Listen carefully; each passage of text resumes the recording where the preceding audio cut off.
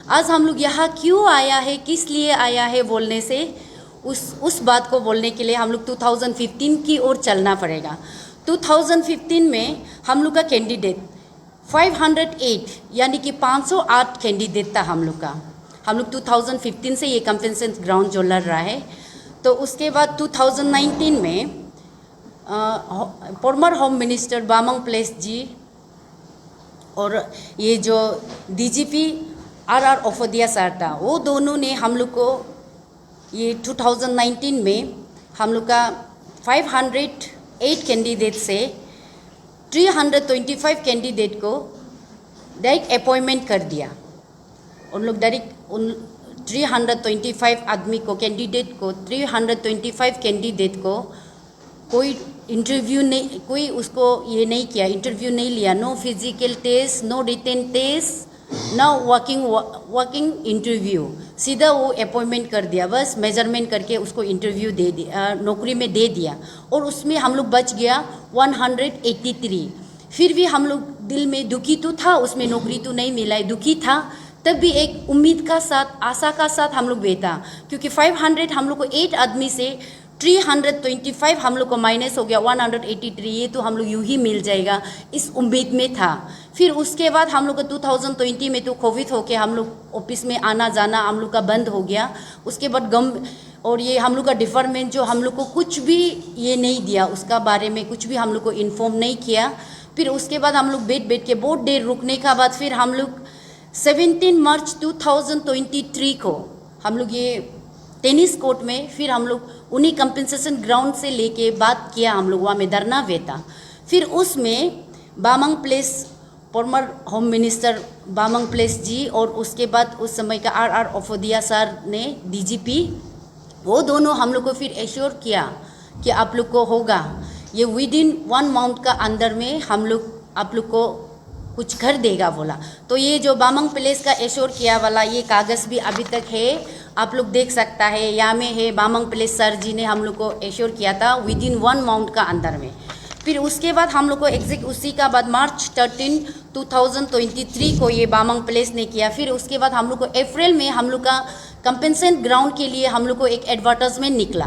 तो उसमें पोस्ट था 36 पोस्ट में से एक पोस्ट को उन लोग ने, डिपार्टमेंट लोग ने ये कर दिया, जो ऑन ड्यूटी में मर गया उसके लिए उसको दे दिया। 35 पोस्ट रह गया। वो इंटरव्यू हम लोग देने वाला था अगस्त में।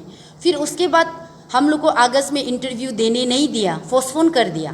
पोस्टपोन करने का बाद हम लोग ऐसे फिर रुक के फिर वो बोला आर लागू हो गया बोल के फिर हम लोग को रुका दिया। फिर उसके बाद हम लोग ऐसा बैठ गया, तो दिल में ऐसी उम्मीद था ना, क्योंकि 2019 में जैसे हुआ हम लोग को भी वैसे होगा, क्योंकि पोस्ट क्रिएशन होगा, फिर हम लोग को भी बिना इंटरव्यू में हम लोग को ले लेगा, ऐसे एक उम्मीद में हम लोग बैठा रहा। फिर भी कुछ भी जवाब नहीं आया। फिर इस बार ये क्या हो गया, 2024 का बात कर रहा है अभी हम।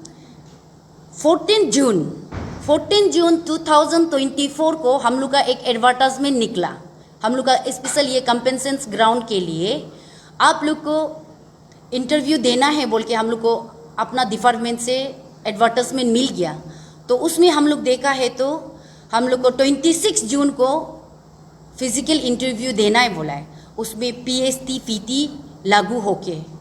तो फिर उसमें हम लोग को कितना देना ये हुआ है। तो लॉन्ग जंप हम लोग का 9 फुट और हाई जंप हम लोग का 90 सेंटीमीटर और 100 मीटर रेस को हम लोग को 9 सेकेंड में, और उसके बाद 800 मीटर रेस को हम लोग को 5 मिनट में। वो सब के लिए पूरा एडवर्टाइजमेंट निकल गया।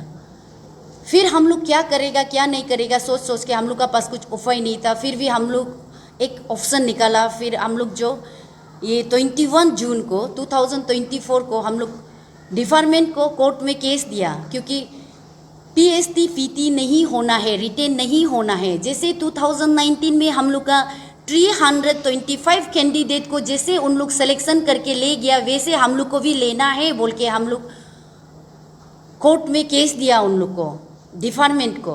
फिर कोर्ट से 24 जून 2024 को जजेस MR मिस्टर पाठक सर जी ने हम लोग को ऑर्डर दे दिया, हम लोग को फिजिकल होना है बोल के। और हम लोग भी उसको खुद भी थोड़ा कुछ एक्सेप्ट कर लिया होगा, तब तो ऐसा हुआ है। तो हम लोग भी जाके देखते हैं कंपेंसेशन ग्राउंड है, अगर फिजिकल होता भी है तो हम लोग को जैसे भी रिलैक्सेशन तो श्योर होगा, कंसिडरेशन तो श्योर होगा। तो वो कंसिडरेशन बोलने से हमको आर ओफोदिया सर जी ने बोला था, कंपेंसेशन का मीनिंग क्या है आपको पता है? कंपेंसेशन मतलब माया दया होके आप लोग को देना, हर चीज़ में आप लोग का एक कंसिडरेशन होता है बोला है।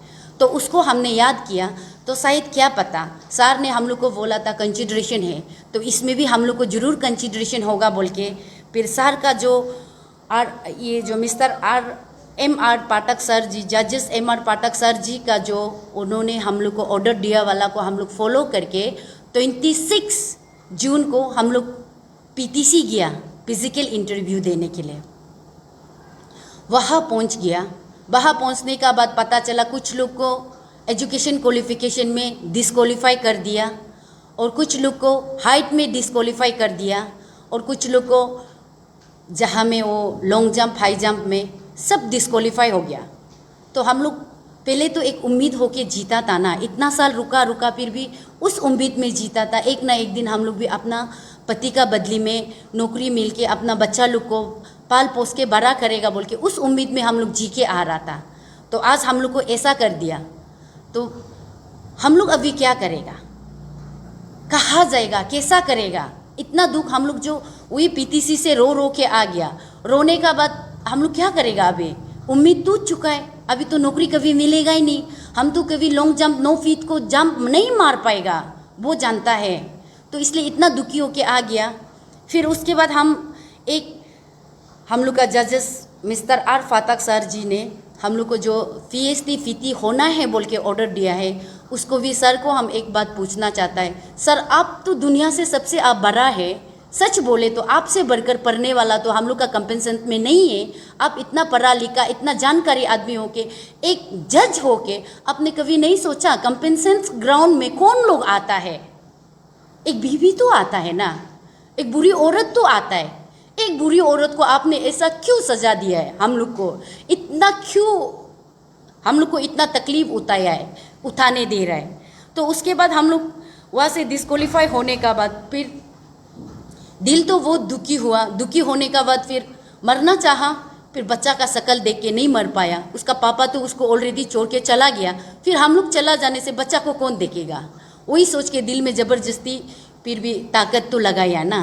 और उसके बाद आप लोग सुन लो, देख लो, हम लोग को हर एक इंटरव्यू को विदिन 1 मंथ समय देता है ना, 2 रिंग तो समय तो देता है। हम लोग को आगे में भी जो जब ये फॉर्मर होम मिनिस्टर बामंग प्लेस जी जब ये कर रहा था, उसमें भी तो हम लोग को अप्रैल को हम लोग का एडवर्टाइजमेंट निकाला है, तो अगस्त को इंटरव्यू देना है, ऐसे 1 मंथ तो दिया है ना। इस बार हम लोग को देने वाला 14 को एडवर्टाइजमेंट निकला और 16 को हम लोग को फिजिकल, 26 को फिजिकल देने के लिए बोला। सिर्फ 12 दिन का समय दिया है।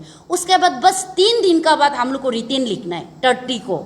ऐसा कोई होता है क्या इंटरव्यू में? ये जो हर इंटरव्यू में तो कम से कम 30 डेज टू 1 मंथ तो समय देता है ना। हम लोग को इतना ना इंसाफी करके रखा है। हम लोग का स्पेशल, हम लोग का अपना ही डिपार्टमेंट, अपना ही आदमी, अपना ही लोग है, वो दूसरा को तो नहीं है, अपना ही लोग है।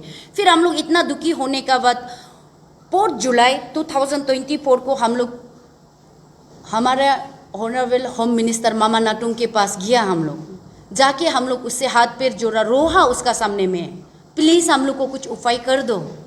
अभी हम लोग को 9 फीट जंप मारने दे रहा है, 800 मीटर रेस दौड़ने दे रहा है, तो हम लोग को कुछ भी कंपेंसेशन ग्राउंड में कुछ भी लागू नहीं हो रहा है। हम लोग को प्रेस जैसे देता है ऐसे दिया जा रहा है।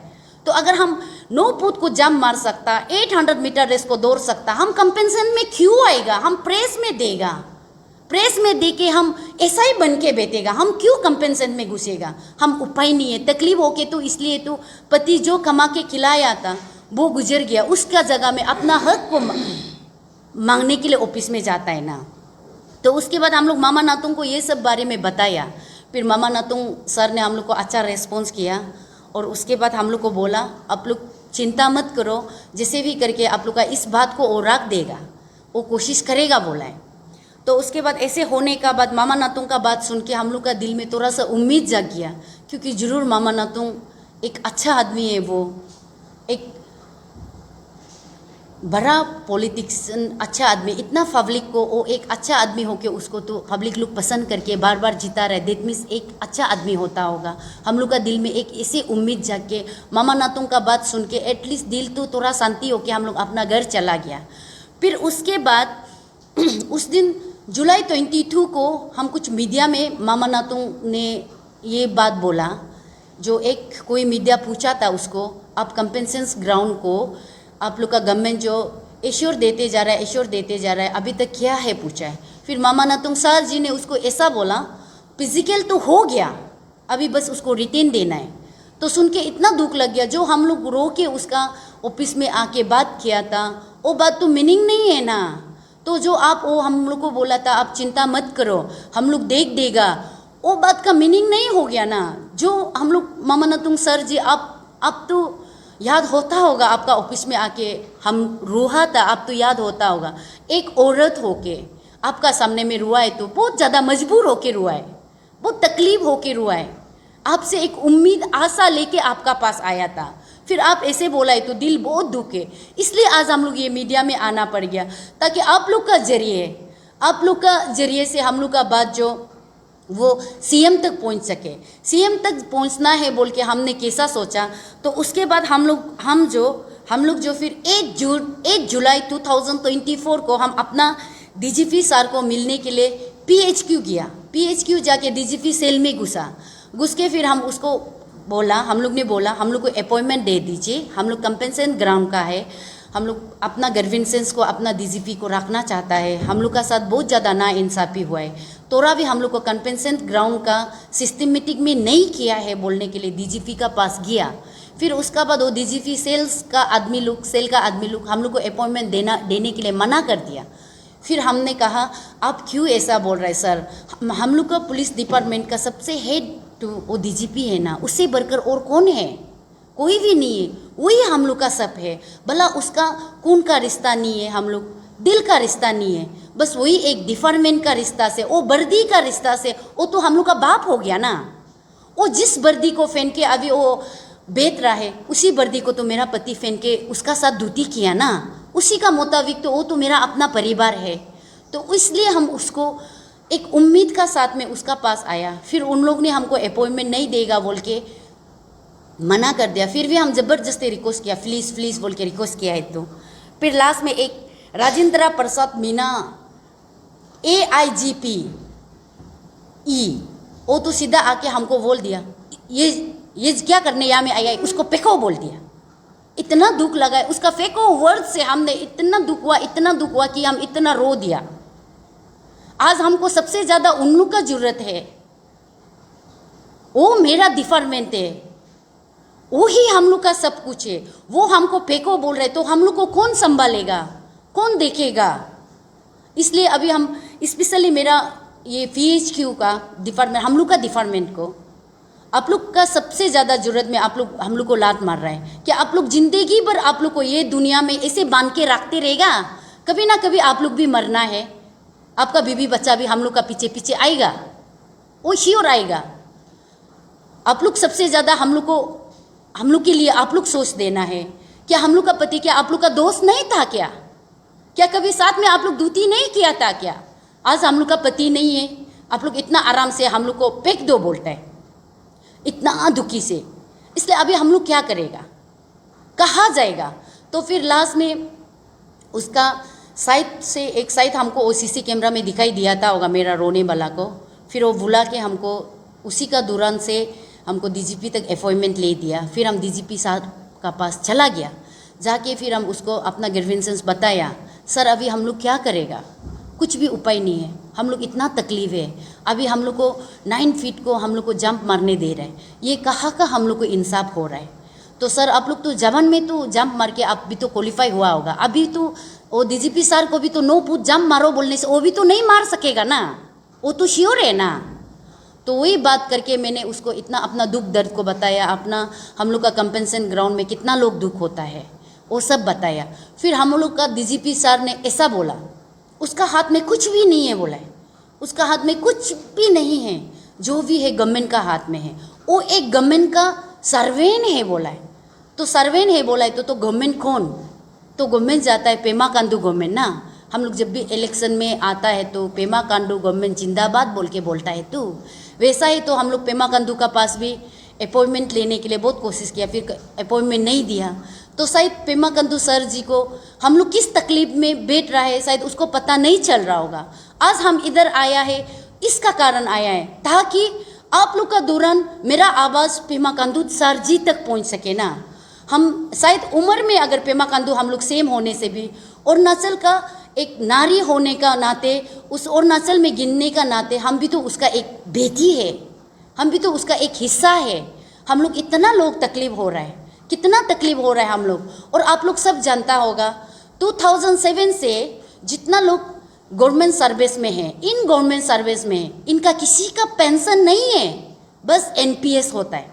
एनपीएस बोले तो उसमें मतलब पैसा जमा करता है, लास्ट में वो कुछ होने का बाद पैसा को केस में ड्रॉ करता है बोला है। तो लास्ट में इस किसी किसी का हम लोग का ये कंपेंसेशन ग्राउंड में मैक्सिमम एनपीएस लोग है। पति खत्म मतलब वो खत्म। अभी गवर्नमेंट से उन लोग 1 रुपया भी नहीं मिलता है। किसी का 5 बच्चा है, किसी का 4 बच्चा है, वो कुछ नहीं मिलके कैसे करके बच्चा को पालेगा। आज वो हम लोग को डिपार्टमेंट में एजुकेशन क्वालिफिकेशन मांग रहा है ना, क्लास 10 फर्स्ट नहीं तो 8 फर्स्ट को डिस्क्वालीफाई कर देता है। जब माँ को नौकरी नहीं मिलके माँ नहीं कमाएगा तो बच्चा को कहाँ से एजुकेशन देगा, बच्चा कहाँ से 10 पास सर्टिफिकेट लाएगा, क्या करेगा। हम लोग का साथ भी ना इंसाफी हो रहा है और हम लोग का साथ साथ में और बच्चा का भी हो रहा है। बच्चा को जब पिताजी तो गुजर गया, अभी माँ तो कुछ करके खिला के बच्चा को बड़ा करना पड़ेगा ना, बच्चा को पढ़ाना पड़ेगा। तो अभी बच्चा को कौन पढ़ाएगा, माँ को भी नौकरी नहीं दे रहा है। और उसके बाद इसलिए हम पेमा खांडू सर जी को बार बार हम आप लोग का जरिए हम उसको रिक्वेस्ट कर रहा है, पेमा खांडू सर जी प्लीज़, आप नहीं समझेगा तो हम लोग को कौन समझेगा ना। आप भी तो एक अनाथ है, आपको तो पता होता होगा माँ पिताजी गुजरने का बाद बेटी बेटा क्या होता है, उस पर क्या गुजरता है, उसमें तकलीफ क्या है, आपको तो जरूर पता होगा। इसलिए पेमा खांडू सर जी को हम लोग का कंपेंसेशन ग्राउंड की तरफ से हम लोग सब आपको हाथ पैर जोड़ के सब लोग दिल तन मन से आपको हम लोग रिक्वेस्ट कर रहे हैं, प्लीज़ हम लोग का आरआर को हटा दीजिए, हम लोग को पीएसटी पीटी होने मत दीजिए, रिटेन होने मत दीजिए।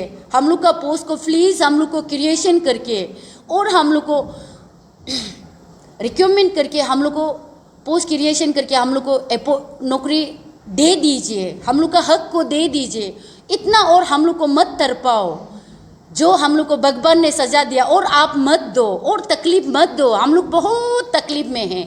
अभी हम लोग को एज में रिजेक्ट कर दिया, जैसे कि हम लोग का यहाँ में हो गया एज जो ये 45 ईयर्स से उसको डिस्क्वालीफाई होता है। तो हम लोग का कंपेंसेशन ग्राउंड में 1992 में उसका पति गुजर गया, उस साल तक वो 35 ईयर्स था, तो उस समय में तो वो तो एलिजिबल था। तो 1992 से लेके आज 2024 है, कितना साल, 32 ईयर्स रुका दिया। तो आज उसको एज में डिस्क्वालीफाई कर दिया। वो किसका गलती है, वो हम लोग का गलती है। हम लोग जो आज एज में खुद रिजेक्ट होके तुम लोग इतना उम्र होके आ रहा है ऐसे हम लोग को बोलेगा, वो तो डिपार्टमेंट का गलत है ना। वो डिपार्टमेंट जो हम लोग को नौकरी देने में डिले कर दिया, इसलिए हम लोग ऐसा सज़ा भुगतना पड़ गया। अभी भी हम खुद को मान लो, फॉर एग्जाम्पल अभी हम 40 ईयर्स से, अगर हम ये 24 और 25 का अंदर में हम नौकरी नहीं मिलेगा, 4 5 6 साल गुजर जाएगा, तब हम 6 साल गुजर जाए 46 ईयर्स हो जाएगा, फिर हमको एज में डिस्क्वालीफाई हो जाएगा। क्या वो मेरा गलत है? हम एज ओवर होके बुरी होके हम नौकरी चाहिए बोला है, आप लोग का गलत है। ये PHQ का हम लोग का डिपार्टमेंट का गलत है। हम लोग का डिपार्टमेंट का गलत का वजह से हम लोग आज सज़ा भुग रहे हैं। हम लोग कितना तकलीफ हो रहा है, इतना तकलीफ कि हम बयान भी नहीं कर सकता है।